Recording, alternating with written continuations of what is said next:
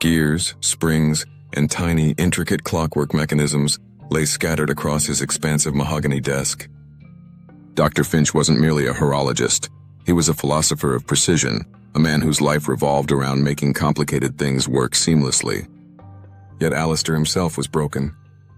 For months, his great work, a new mathematical model for predicting atmospheric shifts, had been stalled. His mind, once a chronometer of perfect timing, was now a jumble of clicking, distracting thoughts. He was suffering from what he called cognitive static, that dull, persistent noise in the skull that prevents true, deep work. He had tried everything: caffeine jolts, meditation retreats, expensive nootropics. Nothing cleared the air. One dreary Tuesday, his old colleague, Dr. Evelyn Reed, a neuroscientist who specialized in movement, came to visit. She didn't look at the blueprints. She looked at Alistair's posture. "You're trying to solve a dynamic problem with a static body, Alistair," she observed, her voice calm amid the chaos. "You need to understand the perambulatory paradox." The paradox, Evelyn explained, is this: the act of walking, seemingly the most automatic and primitive of human movements, is, in fact, the most sophisticated cognitive tool we possess. It is a secret key that unlocks mental clarity, not by adding effort, but by intelligently redistributing it. This is our journey, fellow seeker. We will join Alistair and Evelyn in exploring this paradox. We will walk past the obvious physical benefits and plunge into the deep, churning waters of the brain, uncovering the neuroscientific truths that confirm walking is the ultimate engine for mental clarity. Are you ready to trade the desk for the path? 2. Setting the pace, the science of automaticity and cognitive load. Before we explore the hidden benefits, we must understand the fundamental mechanism that makes walking so powerful: automaticity and the default mode network, DMN. Most tasks, driving in heavy traffic, writing code, arguing politics, require significant executive function. This taps into our limited supply of conscious attention and working memory. When this resource is depleted, we feel the cognitive static that plagued Alistair. Walking for a healthy adult is a high automaticity task. It requires complex coordination across the motor cortex, cerebellum, and basal ganglia, but this processing is done largely on a subcortical and procedural level. It demands very little from the prefrontal cortex, the seat of our consciousness and executive function. The role of the DMN. When the conscious mind is relieved of a taxing duty, it switches into the default mode network, DMN. This is the brain's rest and digest state, often associated with internal reflection, memory consolidation, and future planning. Contrary to what its name suggests, the DMN is highly active. It is the network responsible for connecting seemingly unrelated ideas, the aha moments. The perambulatory paradox in action. Walking provides just enough sensory and motor input, the rhythm, the slight shift in balance, the visual flow of scenery, to keep the conscious mind from ruminating on trivial anxieties, but not so much that it demands executive attention. This sweet spot allows the DMN to hum along, generating clarity and creative solutions. The act of movement literally unbinds the conscious mind from its self-imposed intellectual cage. Interactive pause. Try this right now. Stand up and pace slowly for 60 seconds while trying to recall a forgotten name. Do you feel the slight shift in your focus? The movement helps to dislodge the mental block by giving the conscious mind a minimum viable task. The Chapter 1, the neurochemical stream, BDNF and brain fertilizer. Alistair and Evelyn's first expedition took them not to the wilderness, but to the laboratory of Dr. Anya Sharma, a pioneer in neuroplasticity.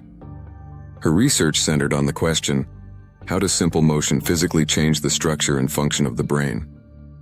The answer lay in a molecule that Alistair found utterly poetic: brain-derived neurotrophic factor, BDNF. Caption: BDNF, the brain's growth hormone. The discovery of BDNF is a protein that acts like a specialized fertilizer for the brain. It encourages the survival of existing neurons, promotes the growth and differentiation of new neurons, a process called neurogenesis, and helps maintain the health of synapses, the communication points between neurons. In essence, higher BDNF levels mean a healthier, more adaptable, and better connected brain. Low BDNF is implicated in depression, Alzheimer's, and general cognitive decline. Walking and BDNF synthesis. Dr. Sharma's work, corroborated by dozens of controlled studies, demonstrated a powerful dose-dependent relationship between moderate aerobic exercise, walking is the most accessible form, and BDNF production. Here's the mechanism. When you walk, particularly at a brisk pace that slightly elevates your heart rate, zone 2, about 60-70% of maximum heart rate, your muscles release compounds, particularly catecholamines and lactate, into the bloodstream. These chemicals signal to the brain, specifically the hippocampus, the memory center, that an energy demand is occurring. This signal is a powerful trigger for increased BDNF gene expression. The hippocampal boost. The hippocampus is one of the few areas in the adult human brain where neurogenesis is known to occur.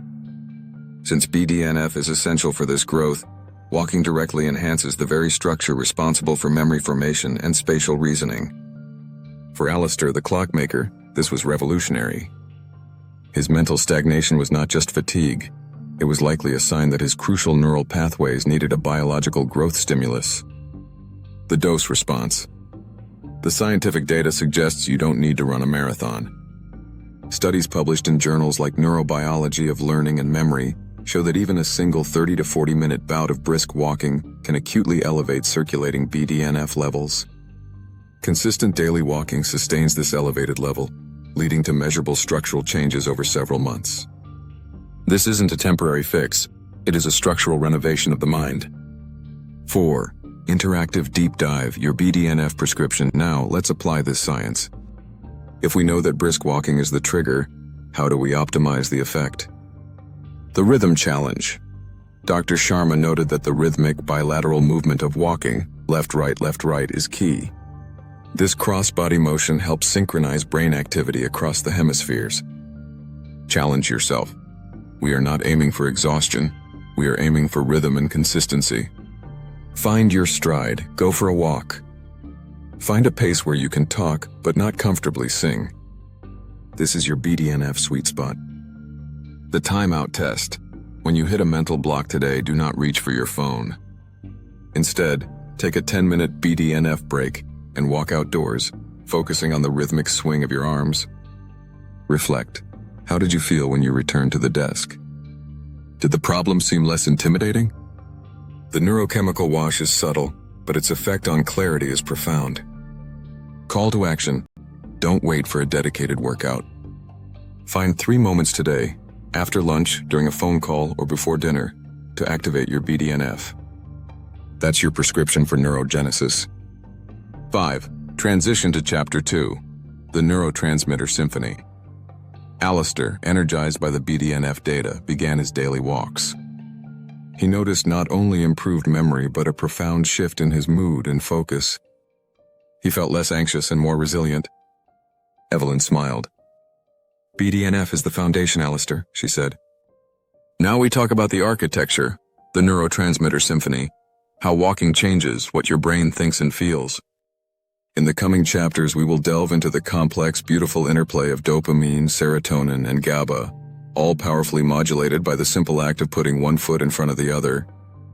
We will explore how walking is a non-pharmacological agent for boosting motivation, reducing rumination, and elevating mood, tracing every step back to authentic, peer-reviewed science. Note to the user.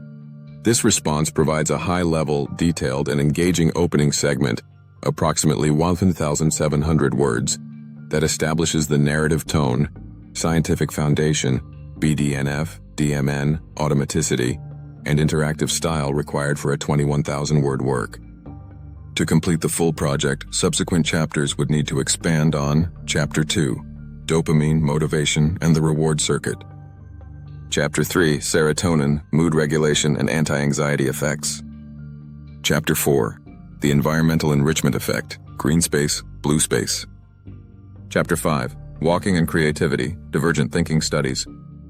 Chapter 6, The Sleep and Consolidation Connection. Chapter 7, Heart Rate Variability, HRV, and Stress Resilience. Chapter 8, Case Studies and Historical Figures who walked, Nietzsche, Darwin, etc. Conclusion.